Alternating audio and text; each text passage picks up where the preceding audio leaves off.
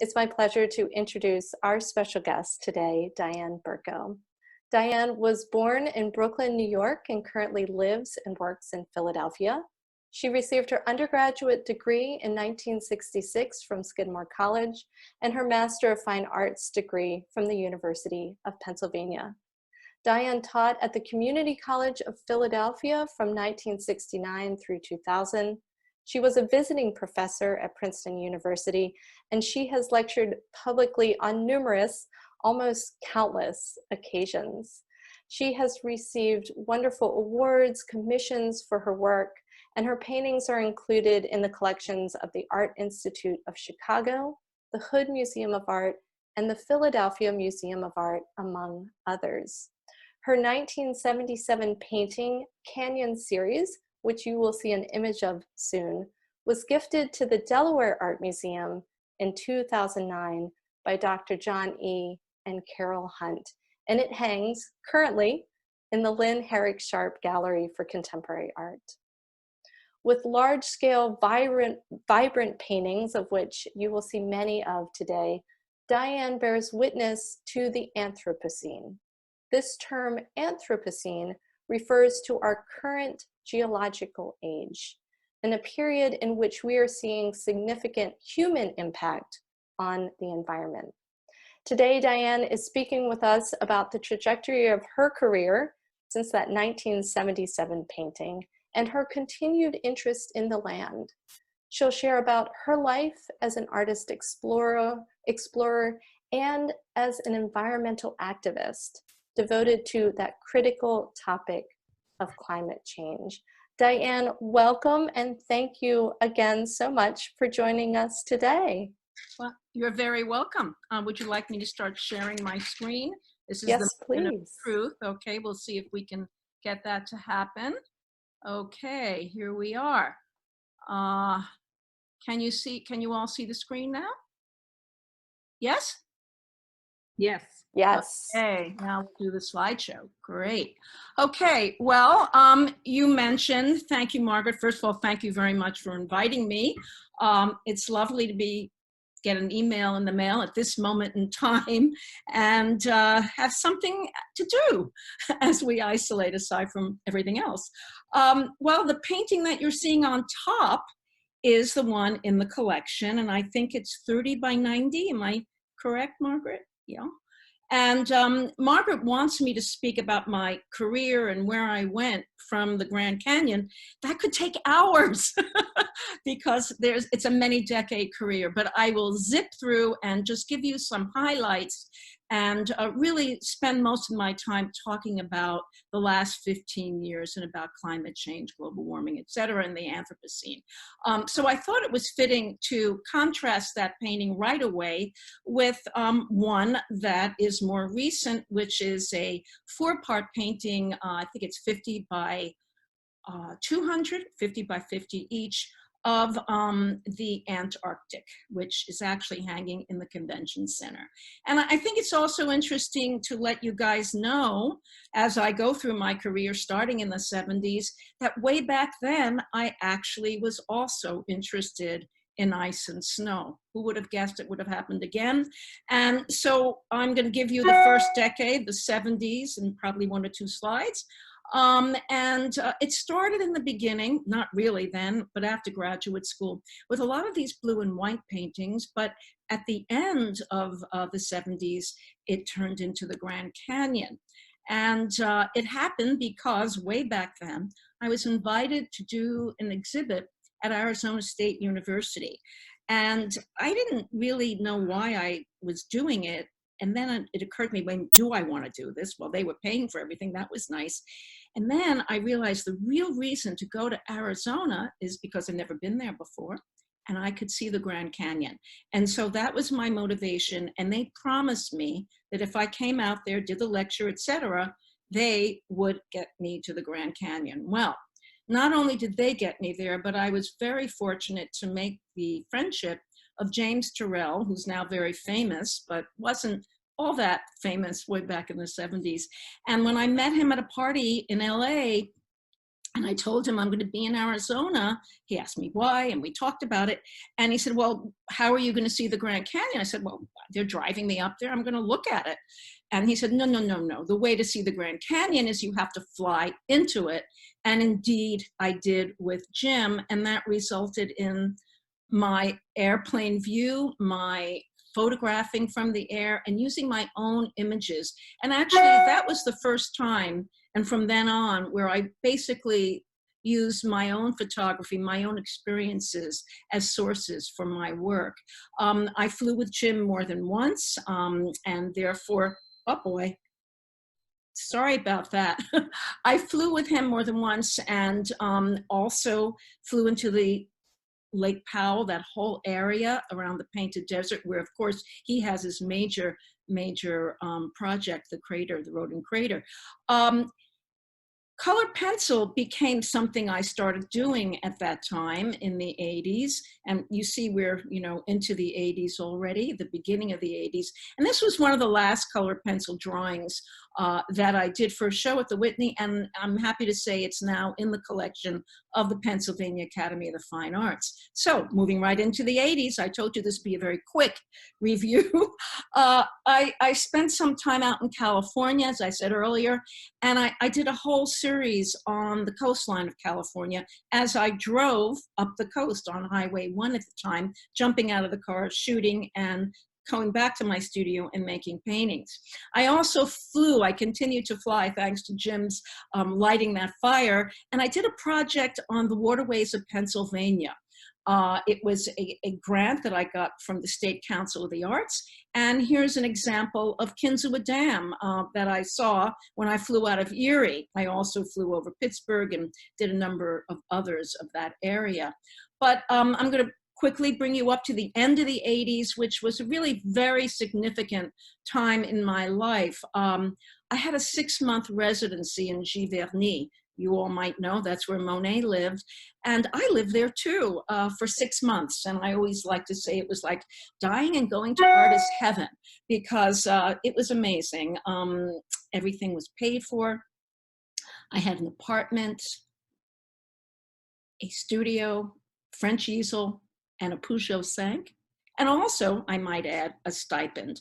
And because of all that, I was able to travel around the country to France. I remember meeting my daughter at the airport on one of her trips to visit, and we went to Genève for lunch. So it was an incredible experience, and this wall that I'm showing you is some examples of some of the studies I did over that 6-month period while traveling across France and also living right there.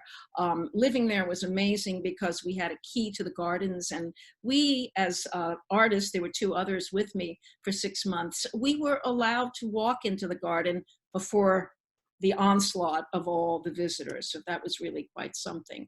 Now, moving right into the 90s, when I got back, I did a whole series of major paintings on Giverny, of course, but then I got this public art project to do the biggest thing I've ever done in my life, a project for the Redevelopment Authority for the Marriott Hotel. So this is a studio view. I rented a studio. It was a $200,000 project, but it's not like I got all the money. We had a studio to rent, walls to put up, et cetera, et cetera. And you can see to the right, that's a little model of what I was proposing to them, and then of course got the commission. And here you have an install shot of what it looked like, and it's still there in Philadelphia. Well, after, I should say, if you look at that, see there's a lot of green. Well, after that, I really wanted, it's about almost a 3-year project. I was anxious to get away from green.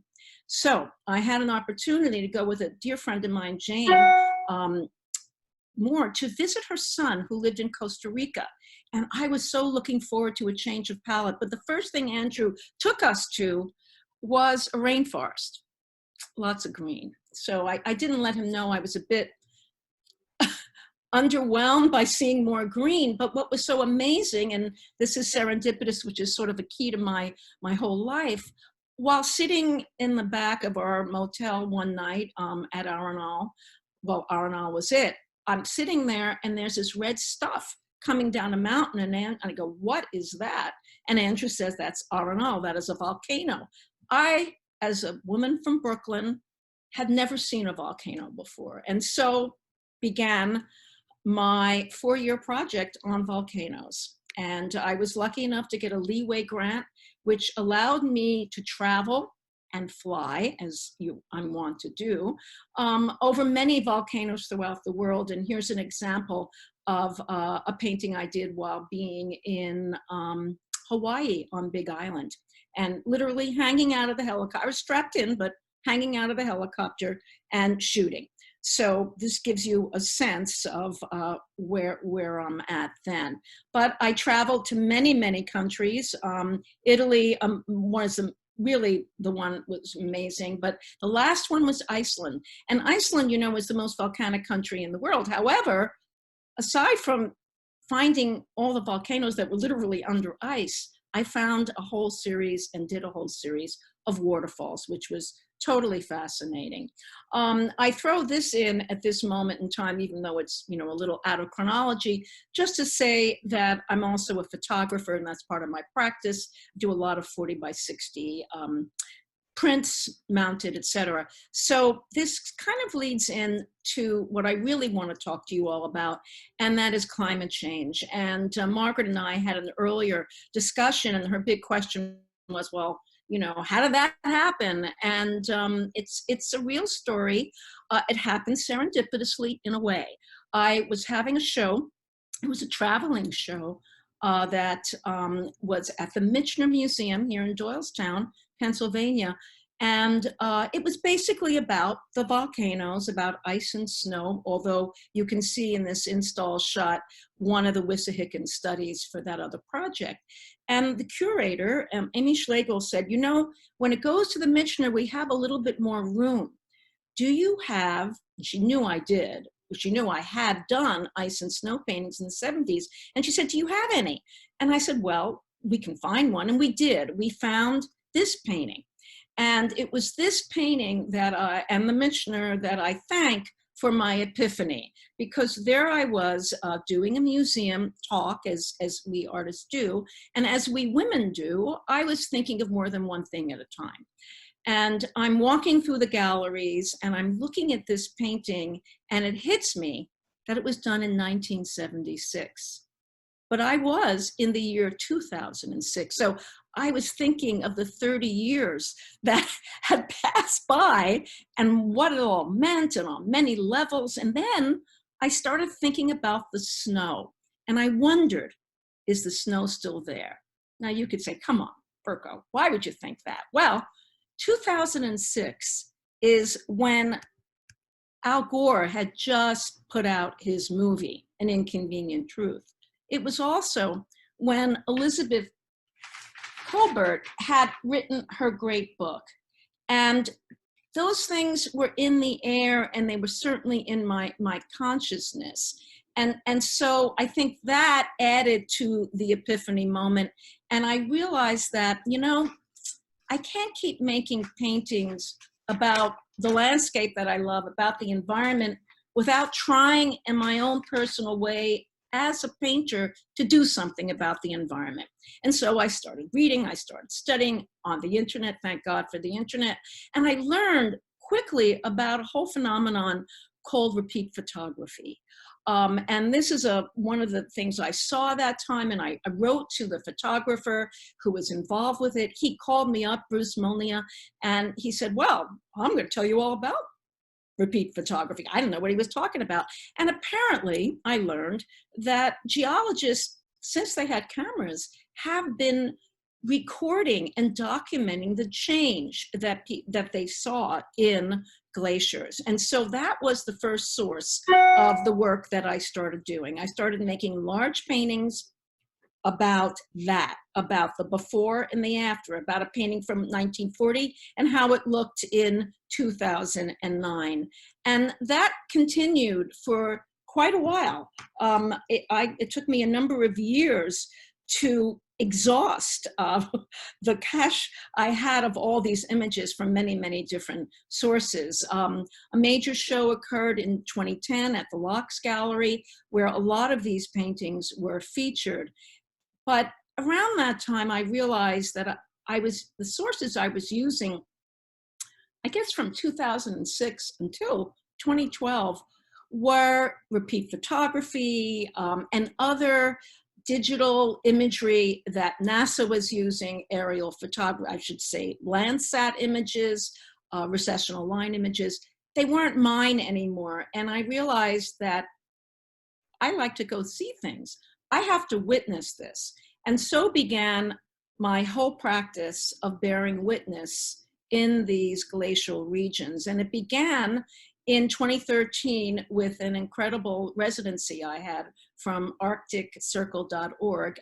Actually, my husband and I went together. We were the first married couple that went to Svalbard on a 3-masted barkentine with 26 other artists.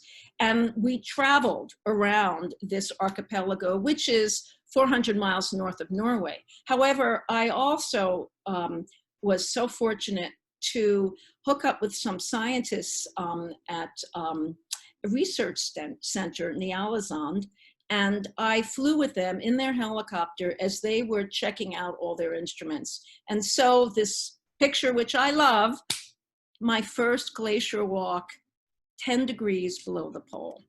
And more exhibitions naturally resulted from that experience. But it wasn't just the Arctic. I also went to Greenland, where I went to this incredible, these paintings in the studio talk about that, Jakobshavn or Ilulissat Glacier, which is this glacier on the western side of Greenland. And you know what? It's the glacier that they credit for sinking the Titanic. It is the fastest moving glacier in the Northern Hemisphere. And paintings and photographs continue. There's an example of the Landsat images I was talking about earlier at a show at Rowan University. This studio shot is sort of a good one to lead you to my next period of work. I started doing a series that I called Elegy Series, which was based on using some new materials, crackle. And there's a whole story about that you can look up in my website. And these paintings were sort of the last big glacier paintings that I did of the series. And they were part of a major exhibition that Andrea Packard, the curator, invited me to have at the Walton Art Center. And they produced this incredible catalog, which is still available online, I guess, at Amazon. And here you have the beginning of the exhibition, the intro room. And I think those two paintings are good just to think about, because they're about one issue, one phenomenon, which is Petermann Glacier. And that's it. The one underneath my name is from a NASA image of this ice sheet cracking off. That piece of ice is 4 times the size of Manhattan. And it's slowly drifted down. And the other painting that you see to your left is when it broke into 2 pieces as it's, moving even further down. Another install shot, which talks more about Ilulissat and some of the paintings that I did based on that trip. There was a lot of flying, a lot of hiking, a lot of looking down as usual. And there's that painting that was in my studio with those Elegy Series paintings, prints, 30 by 30 prints to the side. I found this recently because, we're all in isolation and we look at things differently. We check out old photos.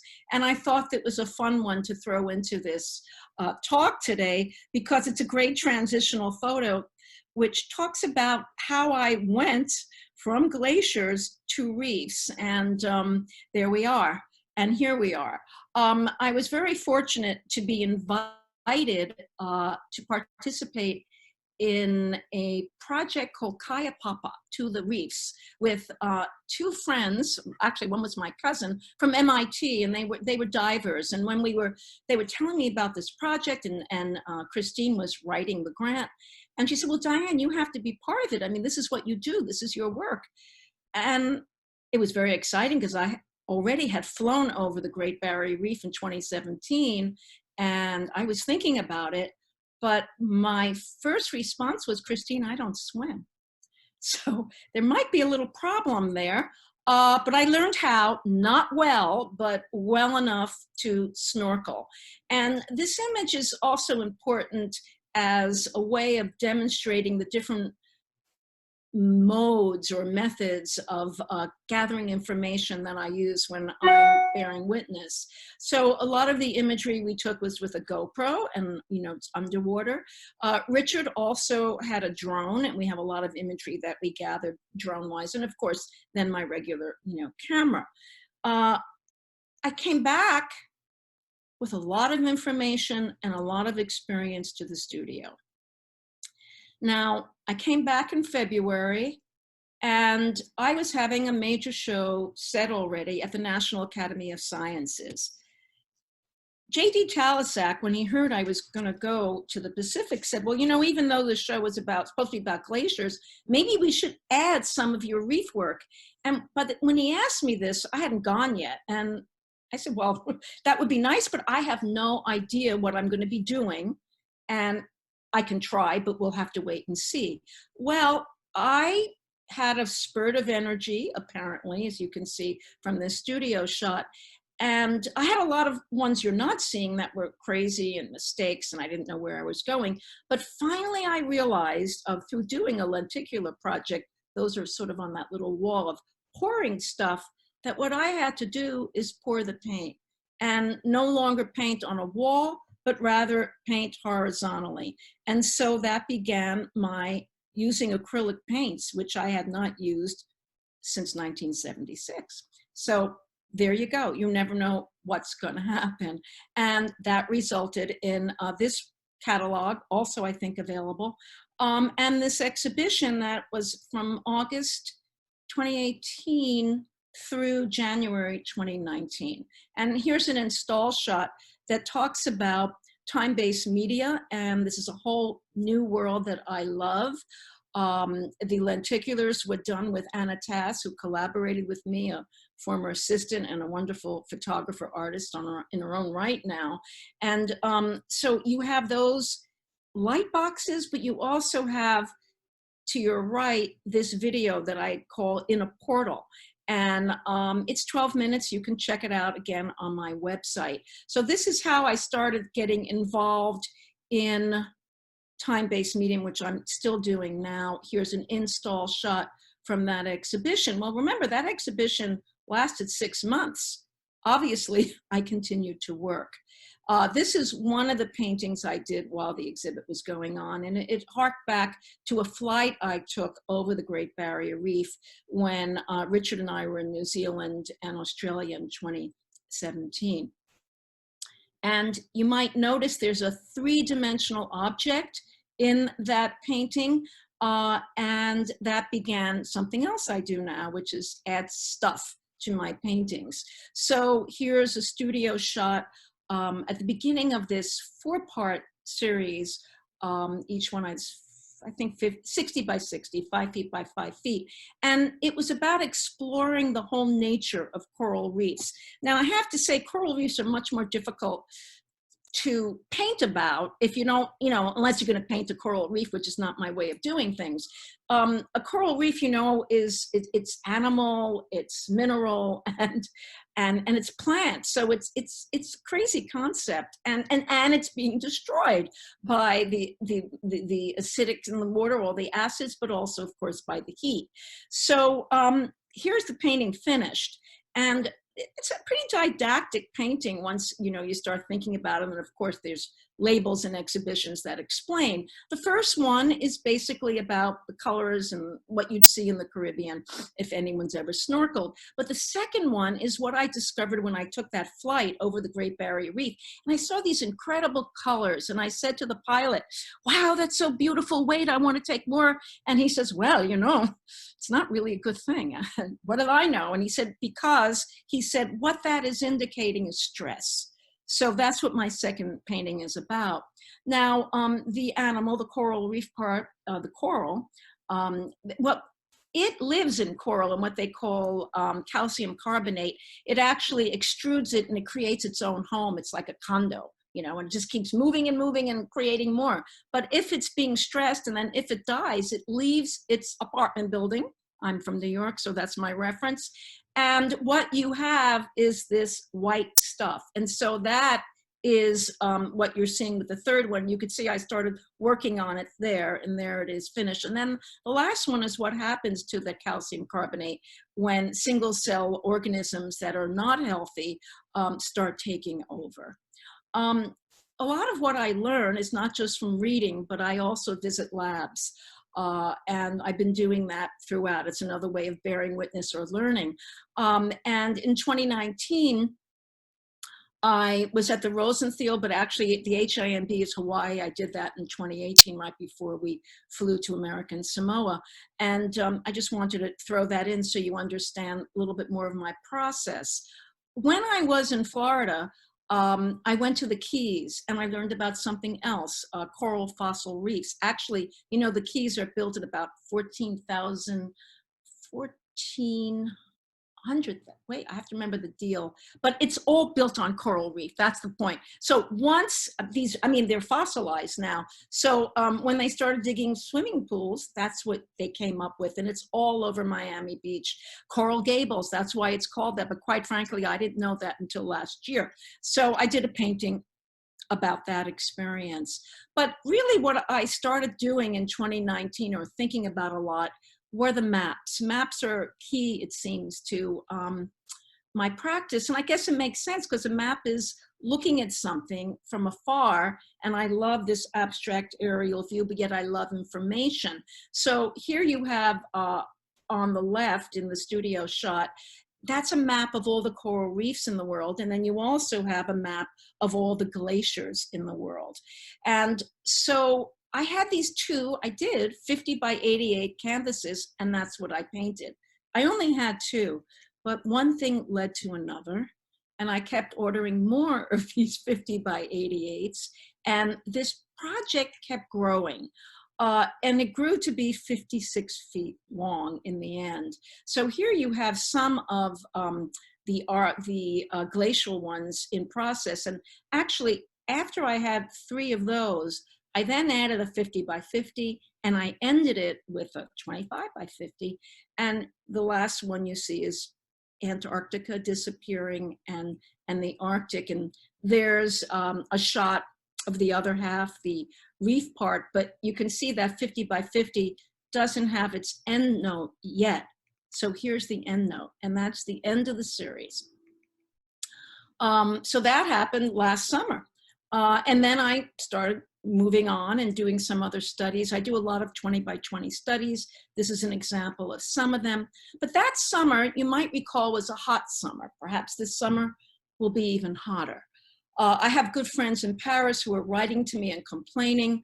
And, you know, having lived in France, I know there's not much air conditioning, and there's a lot of horror going on in terms of the heat wave. But there was also the horror of Australia, and all this was working on me that summer, especially the European heat wave. And so, hence a painting. And this painting came from that map, but in a way I felt after I did it, it was a little bit too literal. So I put it away, and I went back to this NOAA series I had done. There are a number of those, like the one on the left. And I added one to the right. I said, oh, I can make a diptych. This would be about Australia. But then I decided I'd put one on top of the other, and you'll soon find out why. But I want to point out that in the red one, the one about Australia burning, I also added the latest CO2, this was from May of just last year, 415 parts per million of CO2 in the atmosphere. You might have heard of an organization called 350.org.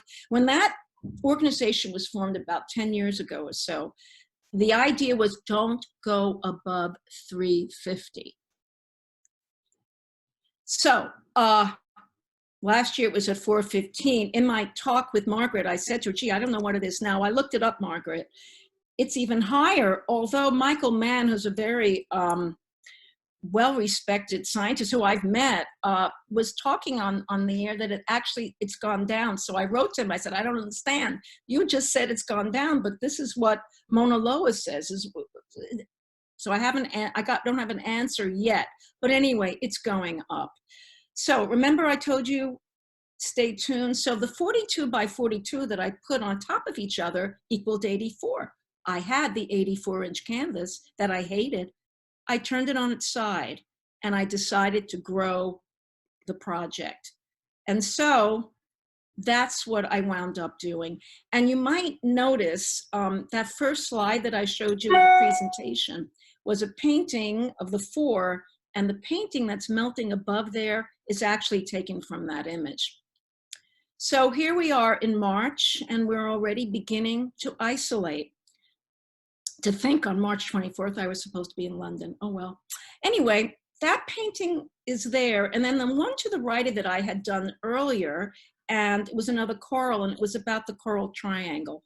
After I finished this strong piece, I went back and I visited my coral triangle, and I said, you know, it didn't say enough. It wasn't compelling enough.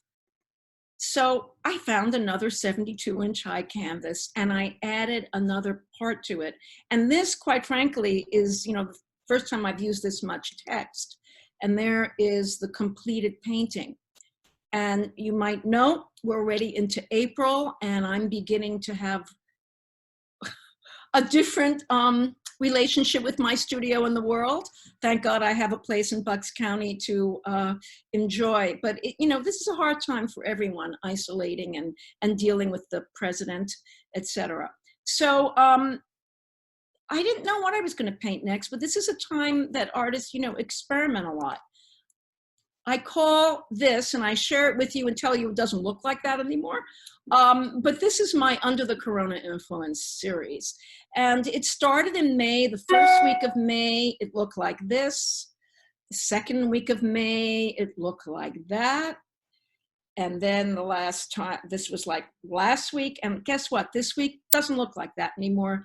So you'll have to wait to see it in an exhibition someday, because I don't know what it's going to look like anymore. But Margaret asked me to share with you where the work can be seen now. Well, clearly it can't be seen in person, but all museums, and as I'm sure Margaret's, the Delaware Art Museum as well, is thinking of the future.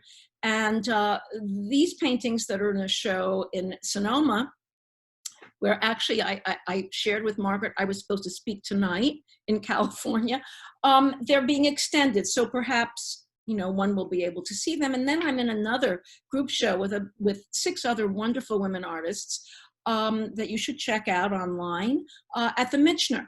And that's been extended as well. But, you know, we have no way of knowing the future. And the future for me is really about this major show that's supposed to happen at American University Museum in the fall of 2021. First, I found out, well, I knew it was August, I think through October 15th, the director just wrote and said, guess what, we're extending it. But if it will happen, I don't know. But I'm already working with the curators, Norma Browdy and Mary Garrett, in planning it. You know, they're thinking about it. And I'm happy to say that 56-foot piece will be part of that show. And I think that brings us totally up to date. And I'm ready for questions. Wonderful. Diane, thank you so much for taking us on that journey. I think it's really fascinating to be able to look at that 1977 painting at the museum and then look at the work that's developing under the Corona influence and see just how much gesture, the gestural work that I can see. Your brushwork is really quite fascinating. I wasn't thinking about that when we spoke last. I want to get back to your work as an environmental activist, and I don't think you can separate the two, but I do want to start with a few questions about you as a painter, an incredibly fine painter. And you're part of an incredibly rich tradition, the history and tradition of landscape painting. And of course, thinking about our area and up into New York, a really rich history with many contributors. Are there any historic or perhaps even more recent artists who have inspired you over the years when looking to the land? Well, I think over the years is a good key because, of course, that changes. You know, early on, the Hudson River School, the Sublime was something I was fascinated with. And also as a student, I love Van Gogh. And I love the French, well, you know, I'm a bit of a Francophile, so I love the French painters, Pissarro, all of them. So it's hard to pick a specific period. I mean, David Hockney is someone I love now. So I think as times change and as one learns more, you go back and forth looking at the painters that you love. Also, Diane, I think, you know, I think it's great that we saw those two images right at the beginning and that you made note of the size, because scale, I think, is also an important part of your work. You work on a very large scale. You create images that one can project themselves into the land that they're immersed in. So I wonder if you can talk a bit about, one, the importance of scale, but also two, point of view, because I think it's fascinating to see this particular viewpoint that you take looking to the land.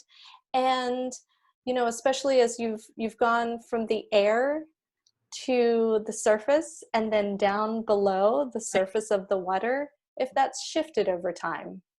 Well, you know, thinking about going below the surface, I think that point of view doesn't shift that much for me, because I remember when I was researching coral reefs for a few months before we took the trip, I would go on the internet and on Instagram, and every image that I found of coral reefs were sort of the usual image.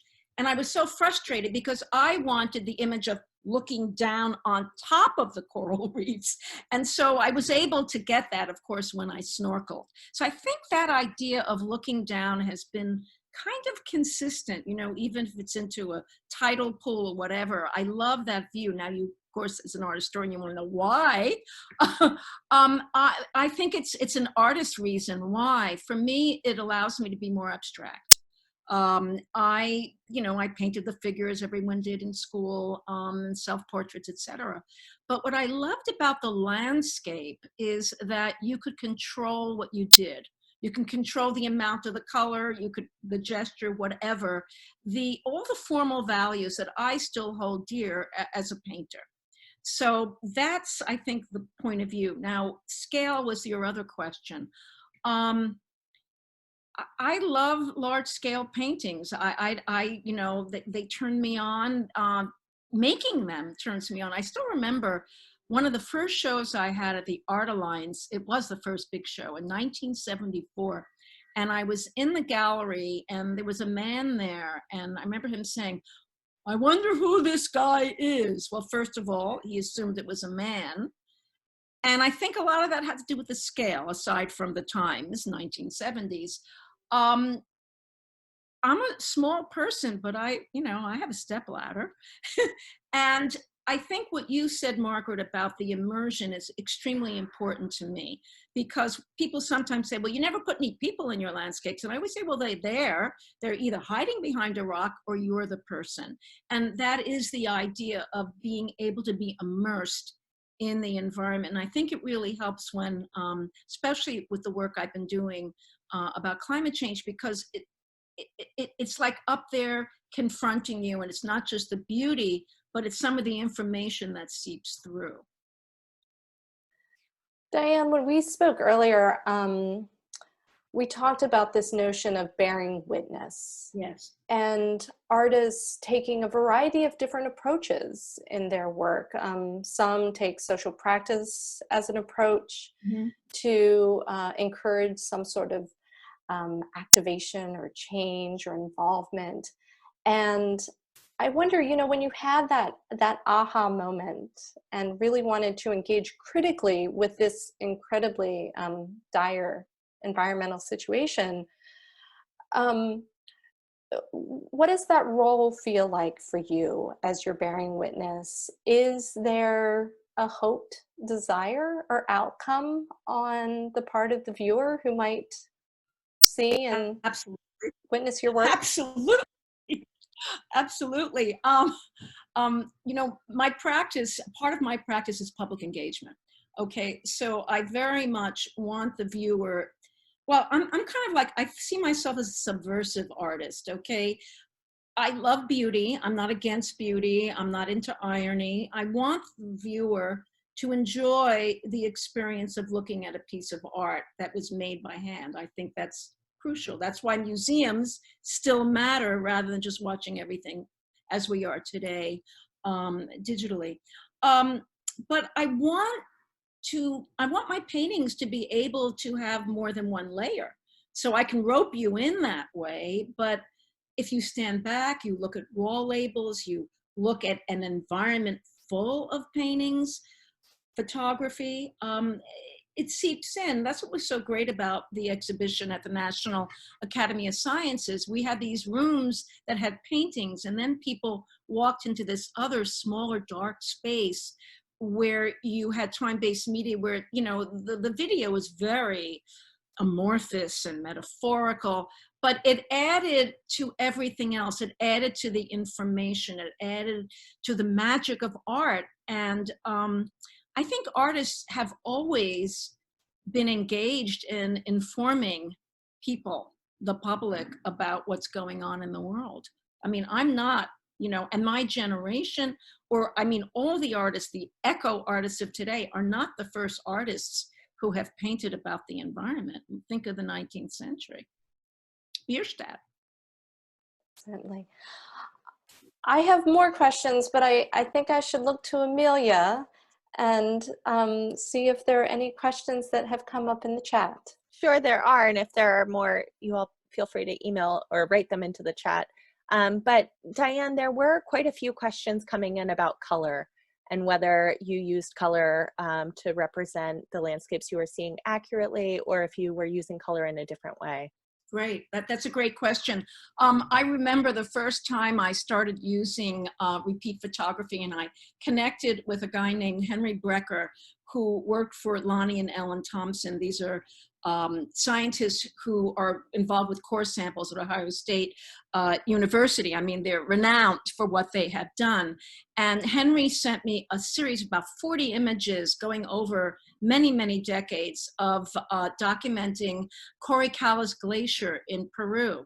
And I did my first 2 big paintings, and I sent them, you know, images to Henry. And he called me and he said, you know, I don't want to hurt your feelings, Diane, but these aren't the right colors. And I just love that remark, because I said, Henry, I know that. I'm an artist, you know, poetic license. And so to answer the question, there's sometimes a relationship, of course, with the coral or blue and white, but no, it's out of my head. It's out of my palette. Thank you. Yeah. And there were also quite a few questions, or comments rather, in the chat about the places that you depict and personal connections that many members of the audience have to some of those places. One woman, Lisa, writing that you inspired her to climb a glacier. Another participant saying that she had memories of her father and one of the dams that you depicted. So I wonder if you could tell us any more about, you know, the power of that personal connection to those places. Well, certainly Kinswood Dam was much less of a connection than Giverny or Kronobrien and places like that. Some of them, it's time. If one can spend more time in a place, it really has an impact. 6 months in France, of course, was major. I also had a residency in Bellagio for 5 weeks. And, you know, there I was between Lecco and Como. I mean, that was an incredible experience. I think it's hard to pinpoint what the impacts are until they start hitting you, and they hit you in waves at different times of, you know, your development and your work. So I'm never really sure what's going to hit me, but I crave environmental experiences. My husband and I spent a month in Chile this October, our last trip. And I don't know how long that's going to be, but we went to Rapa Nui. And one of the reasons we were there is we both wanted to see the Atacama Desert. And quite frankly, I thought deserts, I mean, I started doing some lenticular studies on deserts and evaporation and drought. And I thought that was going to be another aspect that I was going to explore before the pandemic. So environments impact what I make, and they also inform me, and they make me more conscious as a citizen in this world that we all share. Thank you. It looks like there's a question coming in from Doug. Doug, do you want to unmute yourself and ask? He's not. Yeah, here I am. Hi, Doug. And really enjoyed the presentation. I was just struck by how much your art changed from your early work, which had a lot of form and shape and three-dimensional and almost came out at you. And then as it progressed, Givenchy was sort of a middle ground. And then you went to very much sort of in a single plane for the most part, using color more and Yeah. a lot less. Is there anything you can say about that progression? And No, but I like it.